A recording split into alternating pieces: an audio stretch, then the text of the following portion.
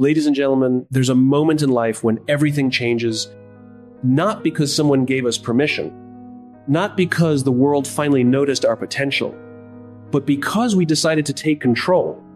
Transformation doesn't begin in the world around us. It begins within. If you want to change your life truly, deeply, instantly start by taking control of these 5 things. You don't need more time, more talent, or more money. You need more intention. Let's begin. How you begin anything determines how far you'll go with it. And that includes your day. Your morning is not just the start of another 24 hours, it's the foundation of everything you're about to build. The truth is, you don't stumble into success, joy, or peace by accident. You create it intentionally, one small decision at a time. And your very first decision each day, that sets the tone for all the ones that follow. Imagine this. Your alarm rings. You reach for your phone. Within seconds, you're pulled into a digital hurricane, emails demanding attention, social media begging for approval, news painting the world in shades of chaos. Before your feet even touch the ground, you've surrendered your attention, your emotions, your direction. You've handed over control to the world. And that's how most people live not out of laziness or apathy, but out of habit. And habits shape destinies.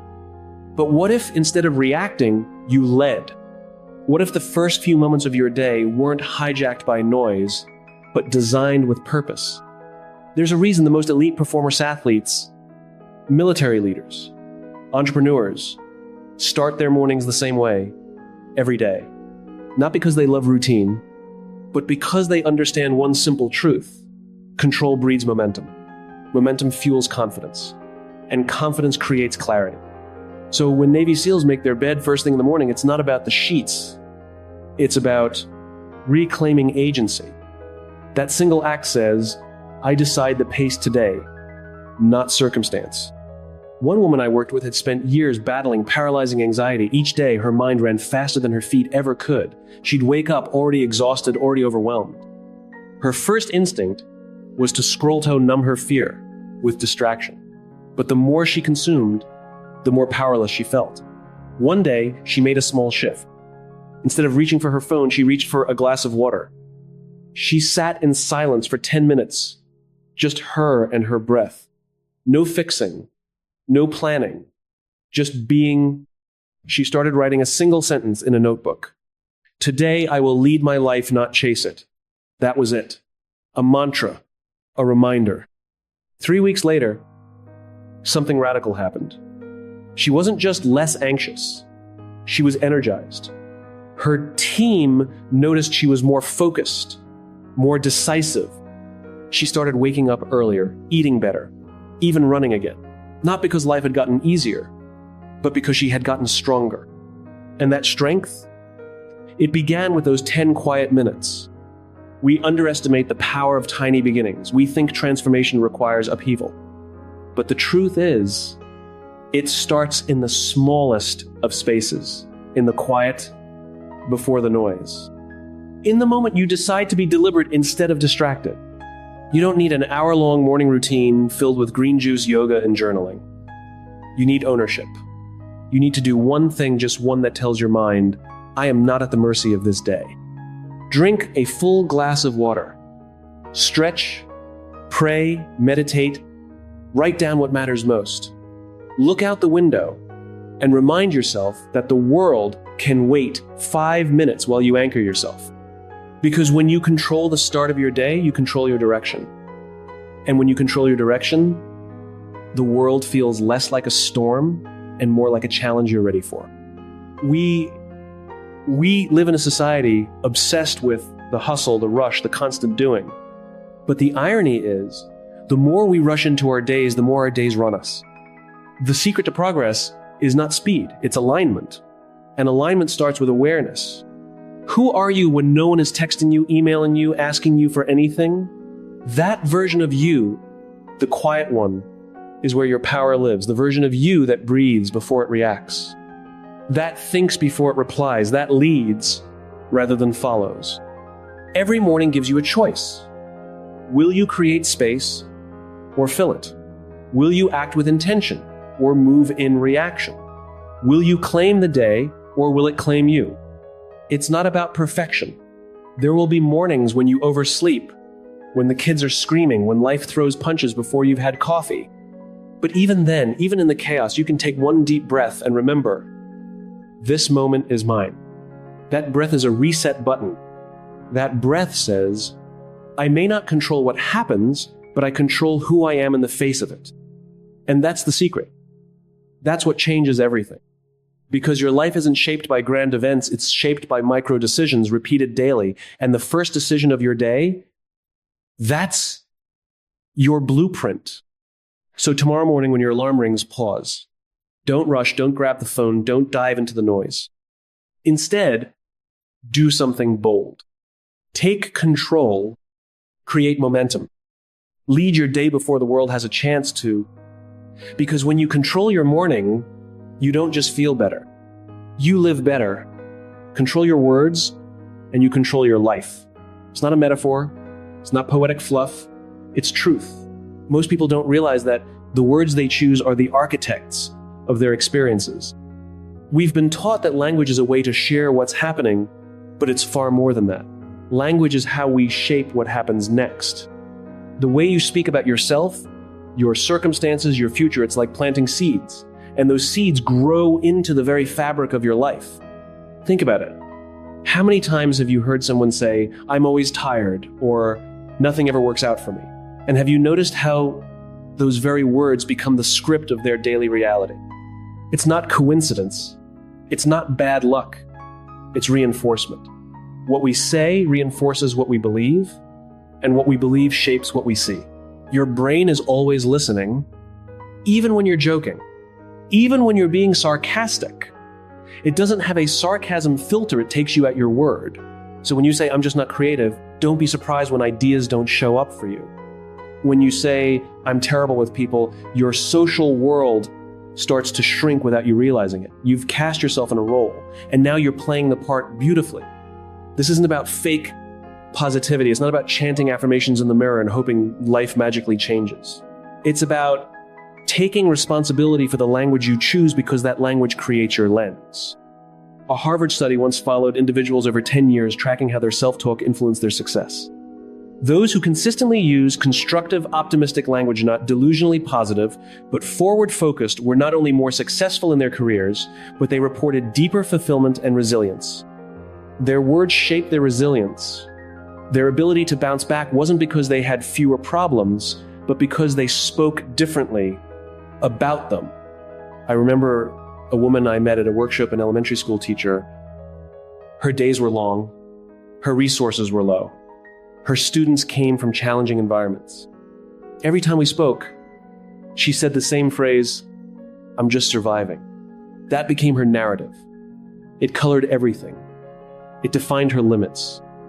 Until one day, in a quiet moment, I asked, what if you changed it to, I'm learning to thrive?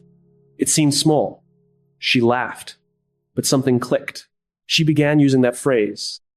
Not because her job changed, not because the challenges disappeared, but because her identity began to shift. Within 6 months, she had proposed and launched an after-school mentoring program. She was promoted. More than that, she walked lighter. Same world. Different words, profoundly different outcome. We don't realize how often our words are forecasting devices. This week is going to be awful, someone says on a Monday. By Friday, they're proven right. Not because the week had to be awful, but because their brain filtered every experience through that expectation. On the flip side, think about those rare people who say, no matter what happens, I'm going to figure it out. Watch how life bends a little more in their favor. That's not magic. That's mindset, built brick by brick with language. Your words are your compass. They set direction. They define altitude. They tell your subconscious where to go and what to expect. If you constantly say, I'm overwhelmed, your brain responds by shutting down focus, by shrinking possibility. But when you say, I'm learning how to prioritize, your brain begins to look for solutions. You open a window instead of closing a door. You might be thinking, but I'm just being honest, I really am always late. I really do struggle with money. That may be your current truth, but it's not your identity. It's not your future. The difference between a fact and a forecast is one word: intention. Instead of, I'm always late, say, I'm working on showing up with more intention. It's subtle, but it's powerful. You haven't lied. You've just left space for change. Look at kids. A child praised for being smart might grow cautious, afraid of being wrong. But a child told, you work so hard, learns that effort is their identity. And that child grows into an adult who keeps climbing. Words matter. They plant ideas, and ideas become identities. This is as true in business as it is in relationships. A leader who says, we always fall short, creates a culture of limitation. But a leader who says, we're figuring out how to win, creates one of possibility. Same setbacks, different future.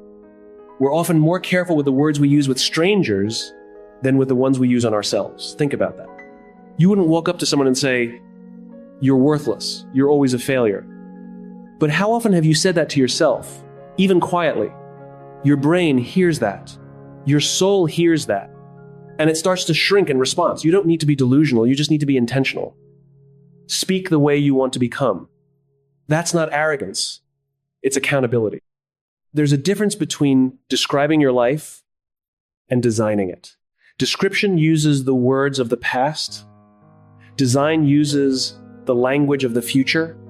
When you say, this is who I am, be sure that you're not just repeating a wound. When you say, this is just how things are, ask yourself if that belief is serving you or stopping you. Because beliefs aren't bricks. They're doors. And you always have the key. Every word you speak is a vote for the future you're trying to create or the one you're trying to avoid. So if you want to change your life, start with your language. Pay attention to what you say after I am. Because I am is not just grammar. It's creation. I am tired becomes a sentence you serve time in. But I am learning to rest better becomes an invitation to change. Speak with purpose. Speak with belief. Speak as if your life is listening. Because it is. We live in a noisy world filled with messages about who we're supposed to be, what we're supposed to fear, how we're supposed to feel. But the most powerful voice is still the one inside your own head. Make it one that lifts you. Make it one that aligns with your values. Make it one that sets you free. Because in the end, the story you tell yourself becomes the story you live. Choose words that honor your journey. Choose words that serve your future. Choose words that shape a reality you're proud to live in. Control what you feed your mind. It's a simple sentence, almost too simple. But the truth it holds is deep and transformative. Because if there's one thing we underestimate more than anything else in our lives, it's the power of input. Not just what we put in our mouths, but what we allow into our minds, day after day, minute after minute. You can't plant roses and water them with poison. You can't build a castle and fill it with termites. You can't hope for peace while binging chaos. And yet so many of us live in contradiction. We say we want clarity, but we scroll through noise. We say we want courage, but we consume fear. We say we want to believe in ourselves, but surround ourselves with everything that convinces us we're not enough. There's a saying, you are what you eat, but that's only part of the picture. The full picture is this: you are what you consume, what you read, what you listen to, what you watch, what you let into your space when you're bored, tired, lonely, distracted. These aren't harmless pastimes. These are instructions. Every article, every post, every conversation is quietly shaping the narrative of your life. They're not just entertaining you, they're training you. They're teaching you what to fear, what to worship, what to chase, and what to expect from yourself. Let me tell you about someone I knew, a young entrepreneur, full of talent but slowly drowning in doubt. Every night he watched YouTube videos about millionaire success stories. At first, it was inspiring, but then it became toxic. The algorithm fed him more, faster, shinier, flashier versions of success. He watched other people's highlights while living in the behind the scenes of his own life. It didn't take long before the line between admiration and self-hate blurred. He stopped seeing what he was building and started seeing everything he hadn't achieved. He thought he had a strategy problem. He thought he needed to hustle harder, post more, sleep less. But the real problem, he was starving his mind of substance and feeding it fluff. Then one day, he made a decision, not a big one, Not a dramatic one, but a real one. He unsubscribed from every channel that made him feel small. He deleted the apps that constantly distracted him. He began listening to business podcasts, reading biographies of people who had failed more than they'd succeeded, and started journaling his own journey.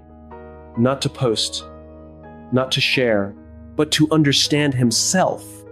He replaced comparison with curiosity. In 90 days, everything changed.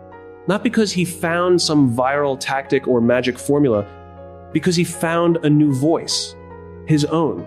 And that voice wasn't buried under noise anymore. He didn't just get clarity, he got clients. He didn't just get motivated, he got aligned. What we feed our minds matters more than we realize, because the mind is not a vault, it's a garden. And gardens don't bloom by accident. They flourish when nurtured with intention, when we pull the weeds, when we protect them from pests, when we don't let trash blow in from the neighbor's yard. Think about your daily mental diet. Think about the first thing you see when you wake up. Is it a notification pulling you into a world of urgency before your feet even hit the floor? Think about the background noise of your life. Is it music that lifts you or lyrics that numb you? Is it news that informs or headlines that inflame? We have this incredible technology in our hands, our phones, our feeds, our screen sand, yet instead of using them to build, we often use them to bruise. Not intentionally, but habitually. Subtly, slowly. Negativity doesn't knock down the door, it seeps in through the cracks. A sarcastic comment here, a viral tweet drenched in outrage there, a friend who only calls to complain. And before we know it, our inner world is echoing the noise of the outer world. We become restless, reactive, distracted, not because of who we are, but because of what we've allowed in. If you want to change your life, start with your inputs. Don't just declutter your space, declutter your mind. Audit your attention like your future depends on it, because it does. Choose what you read. Choose who you follow. Choose the music that plays while you work. Choose the voices you invite into your car, your office, your home. Choose the kind of silence you sit in. Because silence too can be sacred when it's not constantly invaded. And know this, you don't need a massive overhaul to see massive change. Start with one source, one shift, one decision. Replace 1 hour of scrolling with 30 minutes of reading. Swap one sarcastic conversation for one honest one. Trade gossip for gratitude. Trade fear for facts. Trade noise for reflection. The stories we tell ourselves shape the lives we live, and the stories we believe are often rooted in the stories we consume. If you feed your mind garbage, don't be surprised when it struggles to produce gold. If you flood it with distractions, don't be surprised when focus feels impossible. But the opposite is also true. When you feed your mind with truth, with inspiration, with depth, with challenge, with hope, your mind responds. It expands, it sharpens, it strengthens. The most successful people in the world aren't just disciplined with their time. They're disciplined with their minds. They guard their inputs like a farmer guards seeds. Because they know that what grows tomorrow depends on what they sow today. You don't need more motivation. You don't need a new goal. You need new nutrients. You need to stop feeding your doubt and start feeding your dreams. Because in the end, the greatest gift you can give yourself is not just control of your time, your habits, or your schedule. It's control of your attention.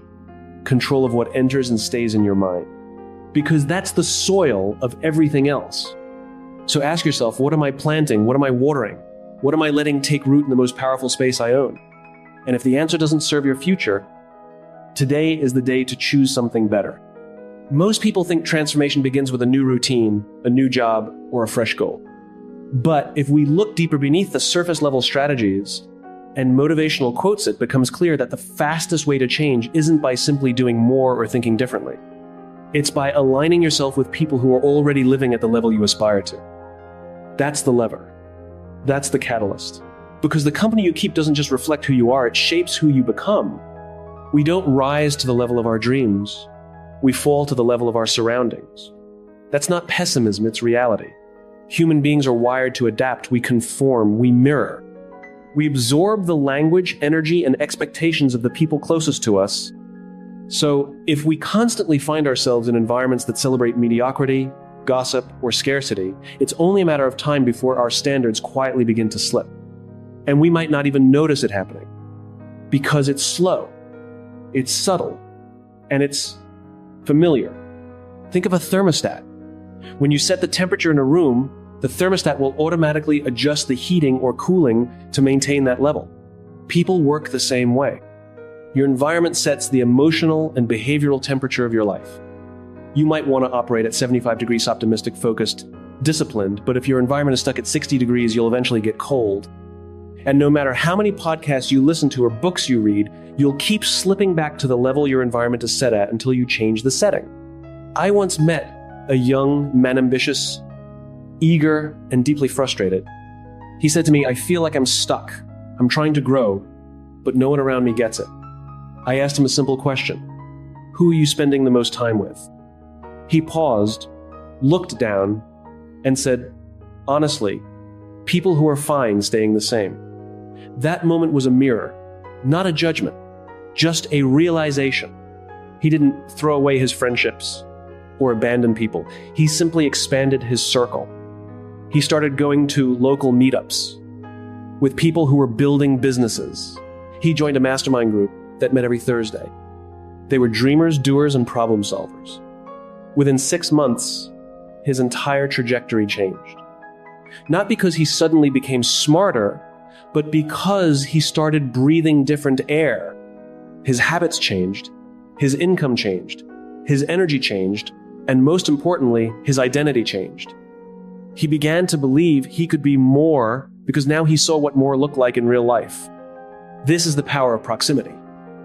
If you spend enough time with high performers, you'll start thinking differently without even realizing it. You'll catch yourself waking up earlier, reading more, complaining less, taking more risks, asking better questions, not because someone told you to, but because you're in an environment where that behavior is normal, expected, reinforced. Environment is never neutral. It's always influencing you. Every room you walk into is either pulling you forward or holding you back. It's either reinforcing the person you're becoming or protecting the version of you that you've outgrown. There is no standing still, no middle ground. And that's why auditing your circle isn't selfish, it's essential. Now, this doesn't mean you should cut people off or burn bridges. That's not leadership. That's reaction. The goal is not to leave people behind, but to find people who pull you forward. People who challenge you not to prove you wrong, but to help you grow. People who celebrate your progress, not just your comfort. People who talk about ideas more than they talk about people. And sometimes that means making uncomfortable choices. It might mean spending less time with someone you love because you know their influence is keeping you small. It might mean risking misunderstanding or judgment because you're choosing a path they don't yet understand. But remember, your life is not a democracy. You don't need a vote to rise. You just need courage. There's an old saying, "Show me your friends and I'll show you your future." It's more than a quote, it's a mirror. If you're constantly around people who normalize distraction, you'll become distracted. If you're surrounded by those who thrive on conflict, you'll attract chaos. But if your closest relationships are with people who live intentionally, dream boldly, and act consistent, you'll rise with them. Change doesn't always require intensity. Sometimes it just requires intention. Choosing who you text back, who you have lunch with, whose advice you listen to, who you follow on social media. Every one of those decisions is a vote for your future. 1 degree of separation can become 100 degrees of transformation. We live in a world where noise is everywhere, but clarity lives in connection. And the fastest way to find that clarity is by standing in the company of those who remind you of who you're capable of becoming. People who don't just see your potential, but speak to it daily. People who normalize ambition, generosity, and discipline. People who remind you that fear is not a stop sign and failure is not the end. It's not about being the smartest in the room. It's about being in a room that makes you want to grow. Where discomfort becomes fuel, not fear. Where accountability is a gift, not a punishment. Where dreaming big isn't weird, it's welcomed. Because in that room, you'll find not only your next step, but your future self. And here's the beautiful part. When you level up your circle, you don't just change your life, you change theirs. You become the example. You show what's possible. You give permission for others to rise. Because the most powerful influence you can ever have isn't just to climb, it's to lift as you rise. You don't need to wait for a better opportunity or more motivation. You just need better alignment. Not with perfection, but with progress, with people who live with purpose, who walk with integrity, who choose growth, not because it's easy, but because it's worth it. So audit your circle, not to judge, but to align, because in the end, transformation is not a solo journey, it's a shared experience. And when you find the right people, the ones who make you forget who you were and fall in love with who you're becoming, you'll realize that the real shift didn't come from a goal, a book, or a strategy. It came from choosing the company that made you feel unstoppable. Life has a habit of rewriting our plans without permission. It doesn't ask us if we're ready. It doesn't wait for us to catch our breath. It comes fast, hard, and often without warning. One moment, we're cruising forward, convinced we know what's coming next, and then boom, a phone call, a diagnosis, a downturn, a betrayal. Suddenly, the script changes. And in that moment, we're confronted with something deeper than the event itself. We're faced with a decision: how will I respond?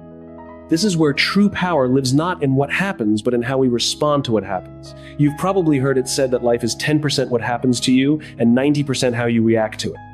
But this isn't about reaction, it's about response. Because reaction is instinctual, it's knee-jerk, it's automatic. But response, that's intentional, that's conscious. That's where growth begins. There's a small sacred space between what happens to us and how we choose to meet it. And while that space may be only a breath long, it holds the potential to reshape everything.